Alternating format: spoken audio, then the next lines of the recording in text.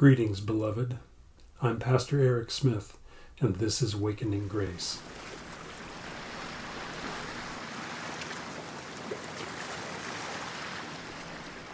Today is different.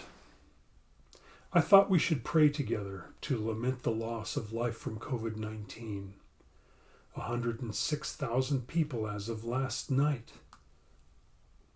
Back when the tragedy of 9/11 happened, I didn't think I knew of anyone who was there. Then the news came in. A cousin, a friend, a brother-in-law. The numbers of connections grew as the word seeped out. 3,000 people died that day. In much the same manner, loss of life from COVID-19 has not impacted Southern California as strongly as other places yet, but it will. Then last night, there were protests across the country. The touch point was the death of George Floyd, a black man who shouldn't have died. My own town, La Mesa, was the scene of destruction and looting. La Mesa is one example of what has taken place. There are others. The long view is that this comes from the legacy of racism in our country.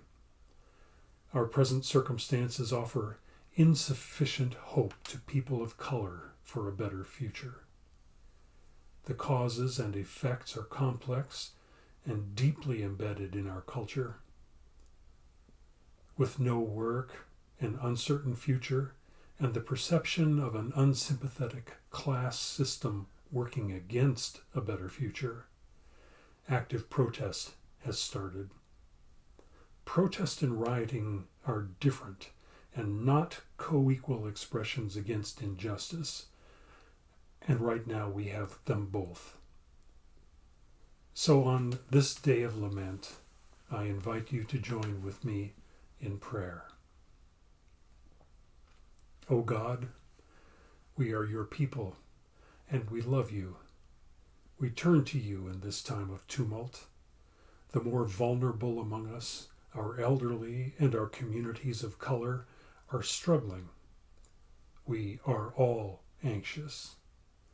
We pray for your wisdom for your children.